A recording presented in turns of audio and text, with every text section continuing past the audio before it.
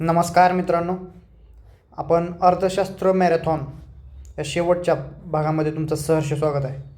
मित्रांनो, बऱ्याच जणांनी आपण 4 पार्ट घेतले. हा 5वा पार्ट आहे. खूप जणांनी मेसेज केले की सर 5वा पार्ट टाका म्हणून, आणि थोडासा डिले झाला. कशामुळे डिले झाला तर सायन्स आपण मध्येच मॅरेथॉन घेतलं, त्याच्यासाठी वेळ गेला ते बनवण्यासाठी, आणि ते एकदम इफेक्टिव्ह होतं. 2 ते 3 दिवसामध्ये जवळपास ते 4000+ लोकांनी बघितलं, आणि अजूनही लोक कंटिन्यू वॉच करतायत.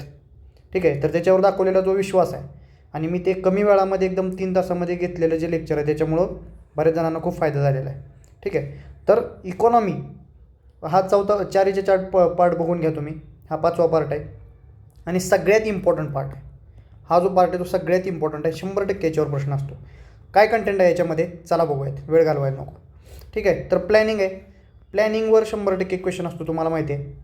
पंचवार्षिक योजना आहेत त्याच्यामध्ये 1 ते 12, आणि प्लॅनिंगचा इतिहास ह्याच्यावर एक प्रश्न आहे. या दोन्हीपैकी कुठे ना कुठं प्रश्न येणार आहे. त्याच्यामध्ये आपल्याला काय बघायचं हे इम्पॉर्टंट आहे. काय प्रश्न PYQ वरून सांगतो मी तुम्हाला की कशावरून प्रश्न येणार आहे. इयर, काय लक्षात ठेवायचं आहे, तुमच्या लक्षात ठेवायच्या गोष्टी फार महत्त्वाच्या आहेत. काय लक्षात ठेवायचं आणि काय लक्षात ठेवायचं नाही हे कळलं की निमा अभ्यास झाला आपला. तर इयर लक्षात ठेवायचे तिथं पंचवार्षिक योजनेत, त्याच्यातला डाटा महत्त्वाचा आहे. त्यानंतर मॉडेलचं नाव कोणाचं असेल, PC महालोनबीस असेल किंवा कोणी असेल. भर काय होता योजनेवर, आणि महत्त्वाच्या घडामोडी. ठीक आहे, त्याच्यामध्ये कोणत्या योजना आल्या किंवा महत्त्वाच्या घडामोडी काय घडल्या, आणि टार्गेट काय होतं आणि किती अचीव झालं. हे केलं की 100% PYQ मधून एक प्रश्न सुटून जातो आहे. हे केलं की हे PYQ वरून आपल्या लक्षात येतं की काय क्वेश्चन येतो आहे. मग फापट पसारा करत बसणार आहे का, नाही, वेळ नाही आपल्याकडे. ठीक आहे, तर एवढ्याच गोष्टीवर फोकस करा म्हणजे तुमचा वेळ वाचेल, आणि आपला एक प्रश्न बरोबर 1 ते 2 प्रश्न, आणि याच कटकावर सगळ्यात जास्त प्रश्न आलेले बघायला मिळतात PYQ मध्ये. ठीक आहे, चला पुढं. तर आता आपण वेळ नाही घालवायचा, प्लॅनिंग डायरेक्टली बघूयात आपण. प्लॅनिंग पहिली काय इतिहास बघूयात पहिला तर आपण. तर विश्वेश्वराय योजना होती ती कधी आली, हा डेट महत्त्वाचे. 1934ला आली होती. ठीक आहे, plan economy of India, rapid industrialization ही गांधीच्या विरोधात योजना होती. गांधीजींचं मत होतं इंडस्ट्रियलायझेशनच्या विरोधात, आणि हे मात्र विश्वेश्वराय योजना होती ती गांधीजींच्या विरोधात होती. हे म्हणले की इंडस्ट्रियलायझेशन करूयात आपण. फिक्कीवाले होते, फिक्की योजना, हे सगळे इंडस्ट्रियलिस्ट लोक होते, बरोबर. हे पण तेच म्हणत होते, पण त्याच्यामध्ये त्यांचं मत होतं की लँड रिफॉर्म हे झाले पाहिजे. काँग्रेसची योजना आली 1938ला. डेट महत्त्वाची आहे, डेटवर प्रश्न येईल. डेट कधी होती, कोणाची होती, काय फोकस होता. तर हरिपुरा सेशनमध्ये सुभाषचंद्र बोस होते अध्यक्ष त्याचे, बरोबर, या सेशनचे. आणि मात्र तिथं नॅशनल प्लॅनिंग कमिटी आपण इस्टॅब्लिश केली, आणि त्याचे अध्यक्ष मात्र जवाहरलाल नेहरू होते. हा एक प्रश्न फार महत्त्वाचा, इथं फसवतात ते. ठीक आहे, इथं 29 उपसमित्या होत्या त्याच्या, 29. ठीक आहे, आणि प्रत्येक कमिटीमध्ये 15 मेंबर होते. हा एक प्रश्न आला तर चुकायला नको. इथं आपण वेळ घालवतोय का रे, आपण डायरेक्ट मुद्द्याला. काय महत्त्वाचं आहे, 1938 महत्त्वाचं आहे. अध्यक्ष कुठे झालं, हरिपुरा सेशन. कोण होतं अध्यक्ष, सुभाषचंद्र बोस होते. नॅशनल प्लॅनिंग कमिटी, त्याचा अध्यक्ष कोण होतं, जवाहरलाल नेहरू. उपसमित्या किती होत्या, 29 होत्या, आणि प्रत्येक समितीचे किती मेंबर होते, 15 मेंबर. ह्याच्यावरूनच प्रश्न येणार ना, ह्याच्या पलीकडे काय प्रश्न जाणार आहे, एवढं लक्षात ठेवायचं आहे. उगीच नोट्स छोटी दिसते म्हणून त्याच्यातला कंटेंट कमी आहे असं नाही आहे. तुम्हाला सांगतो याच्यावर वर्क केलेलं आहे, त्याच्यामुळं शॉर्ट एकदम जो प्रश्न आहे तोच हिटिंग पॉईंट आहे इथं. ठीक आहे, आता बॉम्बे योजना कधी आली, 1944ला. आता ही गांधी योजना पण याला म्हटलं जातं. ठीक आहे, तर गांधीची योजना होती या टाईममध्ये, तर त्या टायमिंगला नारायण अमरवाल खेड्याकडे चालत त्यांची योजना होती गांधीजींची 1944ला, बॉम्बे योजना. आणि त्यानंतर गांधीजीची योजना कधी, 1944ला, नारायण अग्रवाल खेड्याकडे चला. आता टाटा बिर्ला योजना होती 1944ची, ती बॉम्बे योजना. तर त्याच्यामध्ये कोण कोण होते, 1944ला 2 योजना आहेत त्या, बॉम्बे योजना आणि गांधी योजना. तर बघा 8 उद्योगपतींची होती. जहांगीर होते, JD बिर्ला होते, मोठे जे इंडस्ट्रियलिस्ट लोक होते ते, जॉन मताई असतील, लालाबाई असतील. तर हे लोक होते याच्यात बॉम्बे योजनेमध्ये, लक्षात ठेवा. ठीक आहे, आणि नारायण अग्रवाल त्यांची पण एक योजना होती खेड्याकडे चला. हे पण प्रश्न येतो 1944 योजना. चला पुढं. जनता योजना आली 1945ला, MN रॉय. ठीक आहे, परत JP नारायण सर्वोदय योजना, खेड्याकडे चला, ही पण योजना महत्त्वाची आहे, खेड्याकडे चला. त्यासाठी डिसेंट्रलायझेशनवर त्यांनी फोकस केलेला होता, म्हणजेच काय, विकेंद्रीकरण. ठीक आहे, आता अजून महत्त्वाचं काय, तर इथं आपण ही प्लॅनिंगचं कमिशन आहे ते कुठून इन्स्पिरेशन घेतलं होतं, तर रशियाकडून घेतलेलं होतं आपण. ठीक आहे. आता नॅशनल प्लॅनिंग कमिशनची इस्टॅब्लिशमेंट कधीची आहे हा प्रश्न येतो. हा प्रश्न आला की चुकायला नको. कधी डेट आहे रे? 15 मार्च 1950. 15 मार्च 1950 म्हणजे प्लॅनिंग पहिलं कधी आलेलं असणार आहे? या डेटच्या नंतरच आलेलं असणार आहे ना, या डेटच्या नंतर आलेलं असणार आहे. आणि PYQ जर बघितले तुम्ही तर लक्षात येईल की तुम्हाला पहिलं प्लॅनिंग कमिशन, पहिलं पंचवार्षिक योजना कधी होती, पहिली पंचवार्षिक योजना कधी होती, तर तुम्हाला आता 1950च्या आधी तर नसणार आहे. ठीक आहे. तर हे याच्यावरून लॉजिक न सुटतं. त्याच्यामध्ये 2 ऑप्शन 1950च्या आधीचे होते डायरेक्ट. म्हणजे हे महत्त्वाचं आहे. एक डाटा जर तुमच्या लक्षात राहिला तर ॲटोमॅटिकली दुसरा ऑप्शन इलिमिनेट होतो. आणि हे जो ऑब्जेक्टिव्ह एक्झामचं वैशिष्ट्य आहे की तुम्हाला सगळंच माहिती नाही, माहिती असेल पाहिजे असं नाही आहे, पण जे माहिती आहे ते परफेक्टली माहीत पाहिजे तुम्हाला. म्हणून हा आपला इकॉनॉमीचा PYQ म्हणजे इकॉनॉमीचं जे नोट्स आहेत त्याचा 8 तास आहे. PYQच्या ॲनालिसिसवरून ह्या नोट्स आहेत. ठीक आहे. म्हणजे याच्या पलीकडे तुम्हाला जरी लक्षात नाही राहिलं तरीसुद्धा क्वेश्चन सुटलाच पाहिजे. ठीक आहे. तर नॅशनल प्लॅनिंग कमिशन कधी आलं? 1950. अंतिम मंजुरी त्याला कधी भेटली? तर नॅशनल डेव्हलपमेंट काउन्सिलची 1952ला. पहिलं एक्सेप्शन आहे की नंतर मंजुरी भेटली. ठीक आहे. असं पहिल्यांदा झालं होतं. तर 1 जानेवारी 2015ला आपलं national institution for transforming India, हे काय रे? नीती आयोग आहे, नीती आयोग. तर नीती आयोग लक्षात ठेवा. याचा एकदा लॉंग फॉर्म विचारला होता तर लॉंग फॉर्म विसरू नका. इन्स्टिट्यूशन आहे, इन्स्टिट्यूट नाही आहे इथं. इन्स्टिट्यूट छोटं असते ना, तर हे इन्स्टिट्यूशन आहे, हे इन्स्टिट्यूशन नाही आहे इथं. इन्स्टिट्यूट नाही आहे, सॉरी, इन्स्टिट्यूशन आहे. ठीक आहे, ते लक्षात ठेवा. परत हा थिंक टँक आहे. कॉन्स्टिट्युशनल बॉडी आहे का? नाही. स्टॅच्युटरी आहे का? कायदा आहे का? कायदा आहे का? नाही कायदा. ठीक आहे. उपाध्यक्ष कोण आहेत रे सध्या? सुमन बेरे आहेत. सचिव कोण आहेत? TRS सुब्रमण्यम. पैशाचा वाटा ठरवत नाही, ते कोण ठरवतं रे? Planning commission ठरवतं. हे ॲडवायझरी बॉडी आहे फक्त, एवढंच लक्षात ठेवायचं आहे तुम्हाला. ठीक आहे. चला आता पहिल्यापासून सगळ्या योजना बघूयात. हे कळला इतिहास. आता योजना बघूयात पटपट. ठीक आहे. चला पुढं.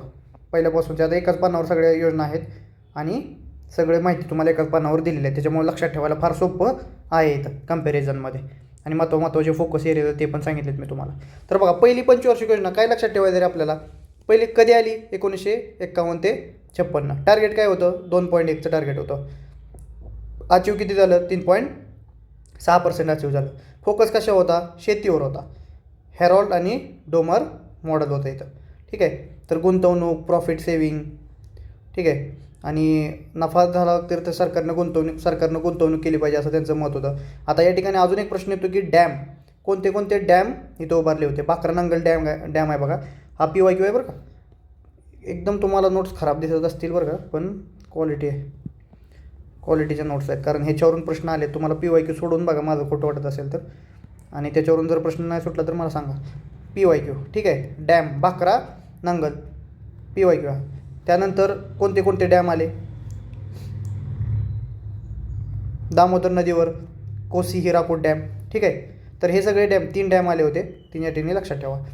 आधुनिक भारतातली मंदिरं म्हणलं होतं जवाहरलाल नेहरू यांनी. खत कारखाना सिंद्रीमध्ये, तो नंतर परत बंद पडलेला आहे बघा. पुढं जाऊन बंद पडला हा सिंद्रीचा कारखाना. त्याच्यावर एक PYQ आहे, ते पण बघा. ठीक आहे. सिंद्रीचा कारखाना फार महत्त्वाचा आहे, खत कारखाना होता तो. ठीक आहे. त्यानंतर 1955ला SBIची स्थापना झाली आहे. 2 जुलै ही डेट विचारलेली आहे SBIची स्थापना. सगळ्या गोष्टी महत्त्वाच्या आहेत. मी जे इथं सांगतोय ना ते सगळ्या गोष्टी लक्षात ठेवायच्या आहेत तुम्हाला. आणि टाईम सेविंग मशीन का म्हणले मग आपण? जेवढं लक्षात ठेवायचं आहे तेवढंच इथं सांगितलेलं आहे. हिंदुस्तान ॲरो अँटीबायोटिक लिमिटेड पुण्याची ती स्थापन झालेली आहे त्या ठिकाणी. ठीक आहे. तर एकमेव वस्तू आणि सेवाचे इथं दर वाढलेले होते. आता खर्च कृषीवर सगळ्यात जास्त झालेला होता, कारण की आपला भरच कृषीवर होता. कळलं? पहिली योजना झाली. चला दुसरी योजना. पहिल्या योजनेमध्ये काय बघितलं आपण? 2.1, 3.6 डाटा लक्षात ठेवायचा आहे. शेती, हेरॉल्ड अँड डोमर मॉडेल आहे आपण सांगितलेलं.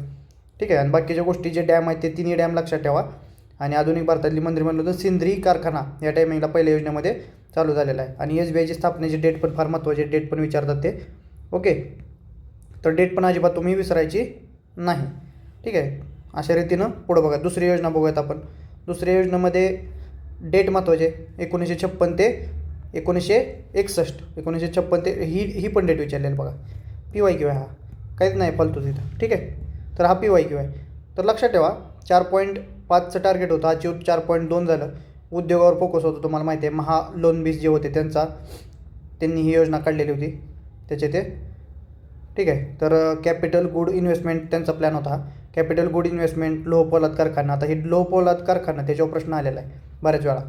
मग आता हे तुम्हाला लक्षात ठेवायचं आहे. D, R आणि B तर हे DRB म्हणजे काय रे? DRB म्हणजे काय? DRB तर डी म्हणजे काय? दुर्गापूर, राऊरकेला आणि भिलाई, हे 3 लक्षात ठेवा. दुसऱ्या प्लॅनच्या वेळेस, सेकंड प्लॅनच्या वेळेस आलेलं आहे ते. आता हे कोणत्या कोणत्या देशाकडून त्यांनी आपण मध्ये इन्व्हेस्टमेंट घेतलेली ते महत्त्वाचं आहे. इथं दुर्गापूर म्हणलं की BD लक्षात ठेवा, ब्रिटन आहे. दुर्गापूर म्हणलं की ब्रिटन आहे. आर म्हणलं की राऊरकेला म्हणलं की जर्मनी आहे. आणि बी म्हणजे काय रे? भिलाई म्हणलं तर कोण आहे? रशिया आहे. हे राज्य, याचे देश आणि याची इस्टॅब्लिशमेंट दोन्ही महत्त्वाचं आहे. दोन्ही लक्षात ठेवा, DRB आणि BGR. ठीक आहे, DRB आणि BGR असं लक्षात ठेवायचं. परत नांदगडला खत कारखाना तयार केला होता, हे दुसऱ्यामध्ये झाले बरं का. पहिल्यामध्ये आपल्याला माहिती आहे शेंद्री झालं होतं. ठीक आहे, तर ते आपण मगाशी बघितलेलं आहे. दुसरी योजना झाली का? दुसरी महत्त्वाची योजना झाली का? त्याच्यामधलं काय काय लक्षात ठेवायचं माहिती आहे, कळलं तुम्हाला? ठीक आहे, त्यानंतर आपण तिसऱ्या योजनेकडे जाऊयात. हा PYQ होता, तुम्हाला मी सांगितलेला आहे. ठीक आहे, तर या ठिकाणी तिसरा जो प्लॅन आहे त्याच्यामध्ये कशावर फोकस होता रे? डबल शेती आणि उद्योग दोन्ही गोष्टींवर फोकस होता. 61 ते 66 तिसरा प्लॅन आहे हा. 61 डेट पण महत्त्वाची. आपण बघितलं ना सुरुवातीला काय काय लक्षात ठेवायचं आहे, तेवढं लक्षात ठेवणार आहे आपण आणि पेपरला चुकणार नाही. बाकीचे बरेच स्टेटमेंट असतात, 3 स्टेटमेंट असतात त्याच्यामध्ये, पण एक स्टेटमेंट असं देतात की जे इथूनच आहे आणि त्याच्यातून तुम्हाला प्रश्न सुटून जातो. ठीक आहे, तर ते लक्षात ठेवा. तर शेती आणि उद्योगावर टार्गेट घेत होतो 5 पॉईंट्स, आपण अचीव फार कमी झाले बघा, 2.8नंच अचीव झालेलं आहे इथं. शेती आणि उद्योगावर फोकस होता. PC महालोन 20 जे आहेत त्यांचाच प्लॅन होता. ठीक आहे, आणि पाकिस्तानचं युद्ध झालं 1965ला, तुम्हाला माहिती आहे. योजनेचा टाईम बघा, 61 ते 66 बरोबर. आणि 65ला मग इथं युद्ध झालं. 1962ला परत चायनाचं युद्ध झालं. 66ला दुष्काळ पडला. बरेच म्हणजे इथं प्रॉब्लेम झाले, त्याच्यामुळं टार्गेट आपल्याला कमी अचीव झालेलं आहे. कुठल्या योजनेमध्ये रे? तिसऱ्या योजनेमध्ये, थर्ड योजना जी चालू आहे ती, त्याच्यामध्ये 1966 ते 69ला योजनेची परत सुट्टी आली बरोबर. रुपयाचं आपण डिव्हॅल्युएशन केलं 1966ला, आणि ग्रीन रिव्हॉल्युशन पण आलं होतं. आपण ग्रीन रिव्हॉल्युशन मागच्याच व्हिडिओमध्ये बघितलेलं आहे, मागच्या व्हिडिओमध्ये बघितलेलं आहे, 4थ्या पार्टमध्ये. ते पार्ट जाऊन बघा तुम्ही, फार इम्पॉर्टंट आहे ती. तो इकॉनॉमी तुम्हाला सोपं वाटायला चालू होईल. ठीक आहे, तर हे बघून घ्या. ठीक आहे, आणि त्यानंतर चौथा जो प्लॅन आहे, तर त्याच्यामध्ये 1969 ते 74 डेट परत इम्पॉर्टंट. स्वावलंबन हे होतं. बिग फेल्युअर म्हटलं जातं, कारण आपलं 7.2चं टार्गेट होतं आणि 3.3 किंवा 2.2 इतकंच अचीव झालं होतं. ॲलन मान आणि अशोक रुद्र कुठले रुद्र?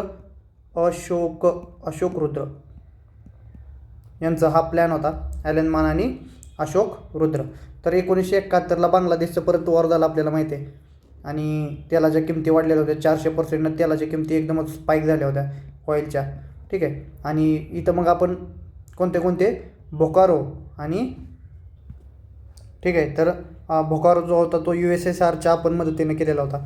ठीक आहे, आणि बरानपूर वेस्ट बेंगाल असे प्लांट इस्टॅब्लिश झाले होते 4थ्यामध्ये. त्यानंतर 1971ला आपण गरिबी हटवता नारा दिला. या ठिकाणी महागाई पण वाढलेली होती बघा.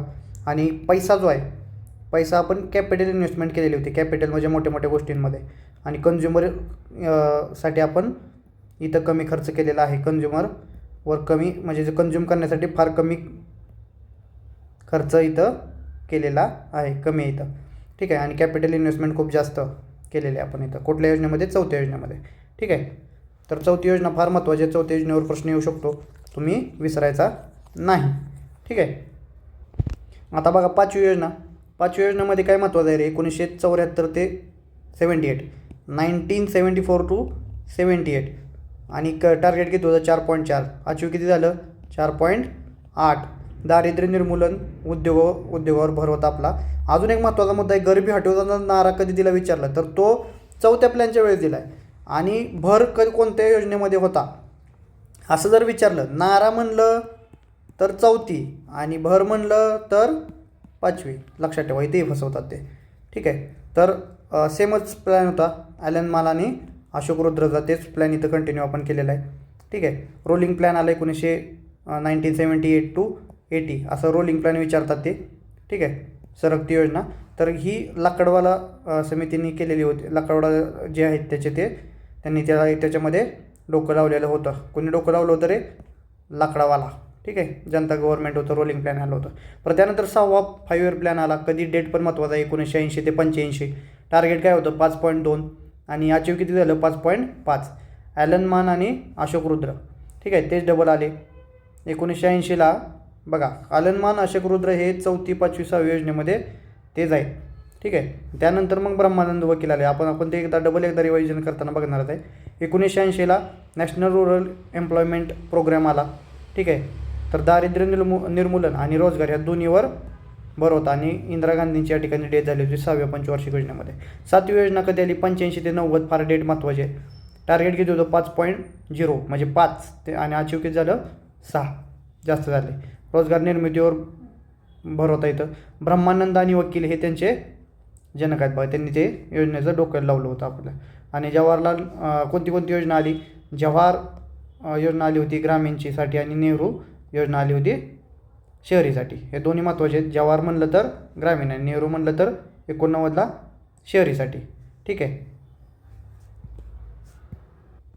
आता जी जवाहर रोजगार योजना आहे त्याच्यामध्ये बघा 80 आणि 85 दोन योजना मिक्स करून NREP आणि RLEGP हे दोन योजना एकत्र होऊन जवाहर रोजगार योजना तयार झालेली होती.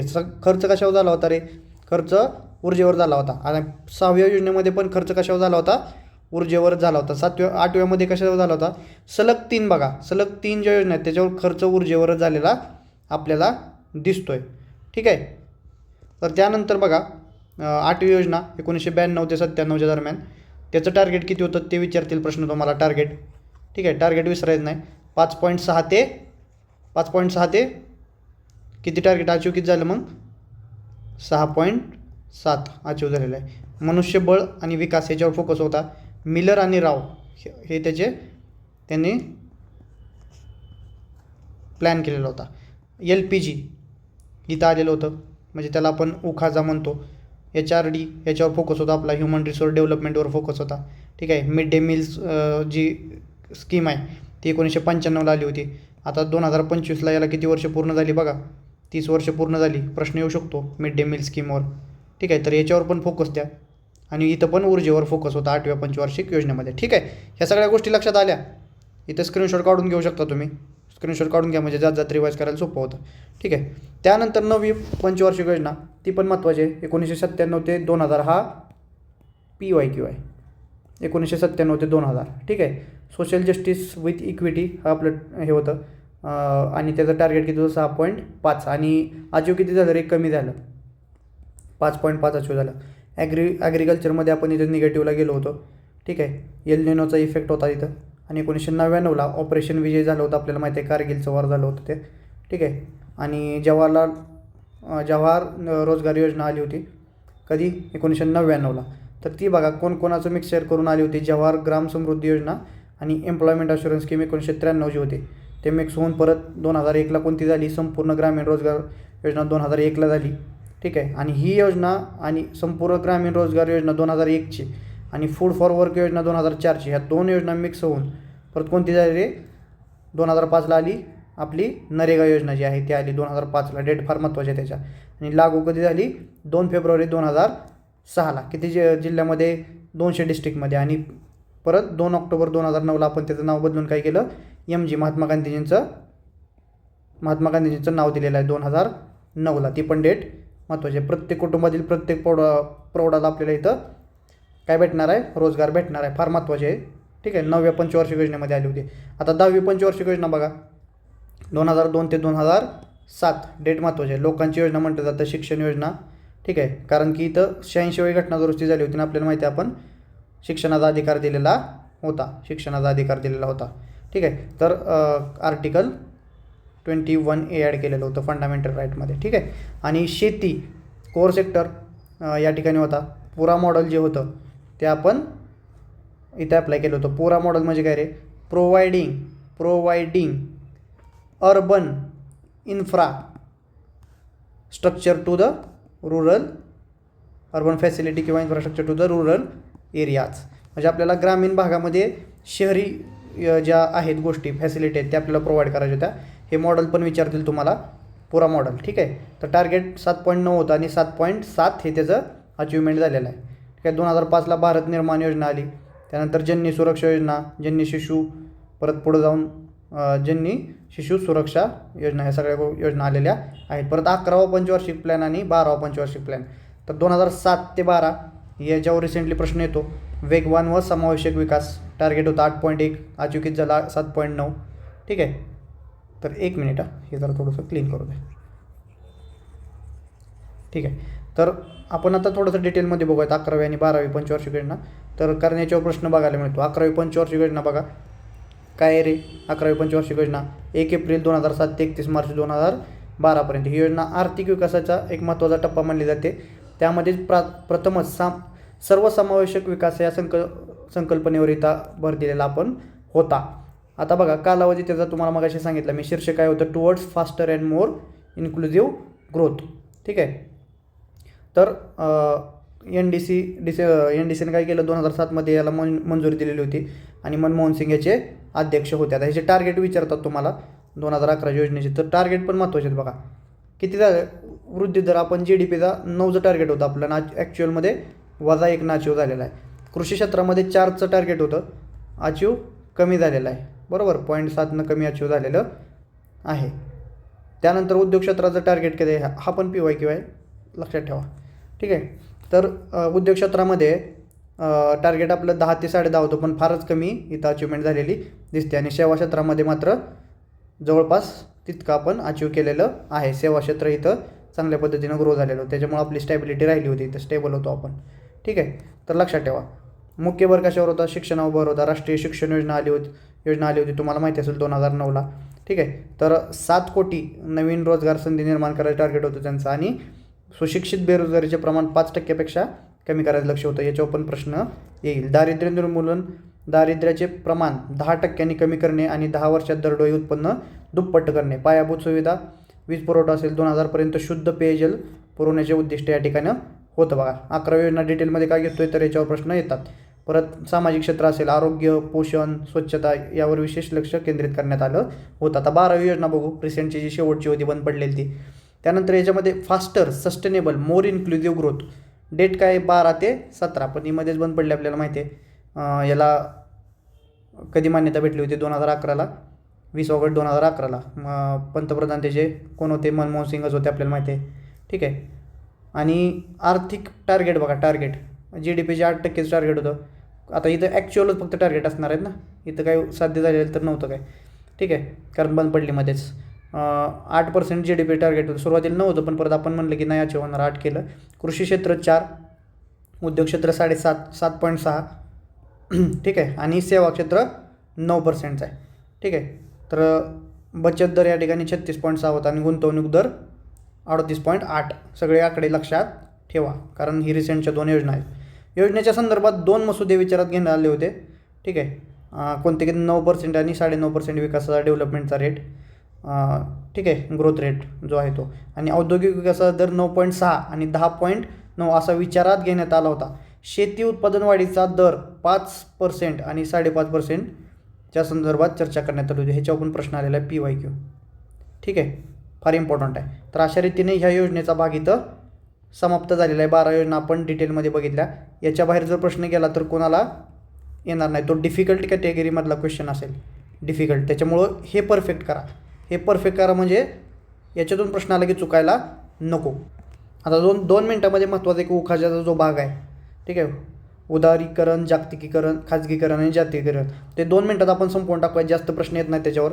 प्रश्न जर आला तरी पण काय कमिटी वगैरे येतो. तर एक्सटेंडेड फंड फॅसिलिटी IMFनं आपल्याला प्रोव्हाइड केली होती. ठीक आहे. तर आपण जर स्ट्रक्चरल ॲडजस्टमेंट प्रोग्राम आणला तर ठीक आहे, त्याच्यामध्ये डिसइन्व्हेस्टमेंट असेल, डिनॅशनलायझेशन, एक्झिट विकास, हे सगळ्या गोष्टी होत्या. 1993ला रंगराजन समिती आली होती डिसइन्व्हेस्टमेंटसाठी. पहिला डिसइन्व्हेस्टमेंट आयोग कधी आला होता असा जर प्रश्न आला तर 1996ला GV रामकृष्णन. सेकंड आयोगाचे अध्यक्ष कोण होते, HR पाटील होते. ठीक आहे, हे लक्षात ठेवा. ठीक आहे. त्यानंतर FRBM ॲक्ट आला. ह्याच्यावर पण बरेच खूप सारे, सगळ्यात जास्त प्रश्न कशावर असतील तर ॲक्टवर आहेत बरं का. FRBM act 2003. तर 2003ला विजय केळकर समिती आली होती 2003ला. आणि हा ॲक्ट कधी लागू झाला हा पण प्रश्न येतो, 5 जुलै 2004ला.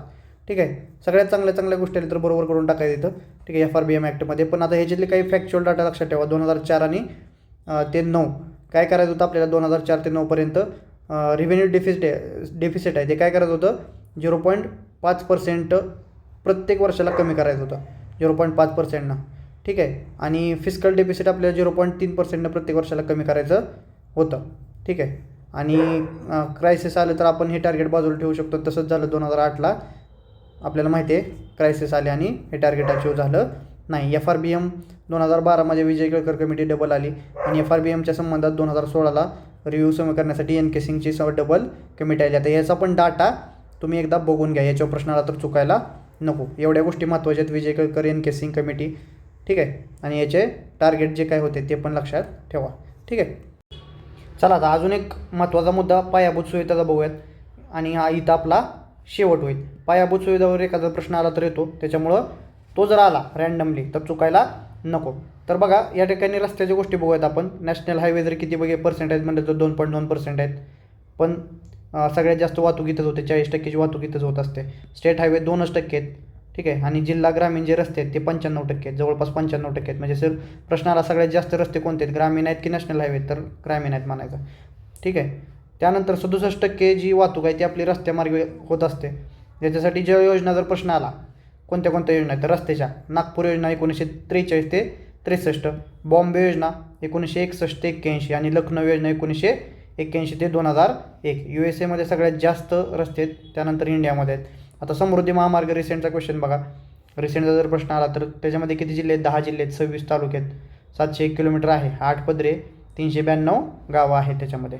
नॅशनल हायवे अथॉरिटी ऑफ इंडियाची आपण 1988ला आपण स्थापना केलेली आहे रस्ते बांधण्यासाठी. आणि नॅशनल हायवे डेव्हलपमेंट अथॉरिटी ती 1998.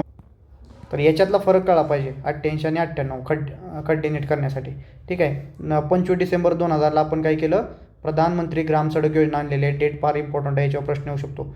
12 रस्ते आपल्याला करायचे, ठीक आहे. ते आपल्याला काय करायचं होतं, 1000 जिथं समजा डोंगराळ भाग आहे, त्या सपाट भाग आहे, तर तिथं आपल्याला 1000 लोकसंख्येला असणाऱ्याला जोडायची होती, वस्तीला रस्ते जोडायचे होते.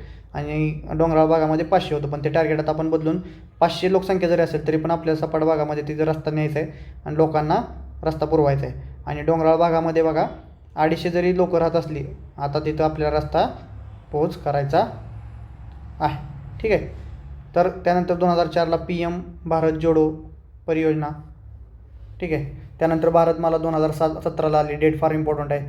सेतू भारतम 2016 रेल्वे क्रॉस ब्रिजसाठी होती. सागरमाला 2016ला आली, पोर्टला आणि नॅशनल हायवेला आपल्याला जोडायचं होतं. परत रेल्वेबद्दल जर प्रश्न आला तर 1853ला आपल्याला माहिती आहे पहिली रेल्वे बोरीबंदर ते ठाणे 34 किलोमीटर होती, 3 इंजिन होते, सिंध साहिब आणि सुलतान, ठीक आहे.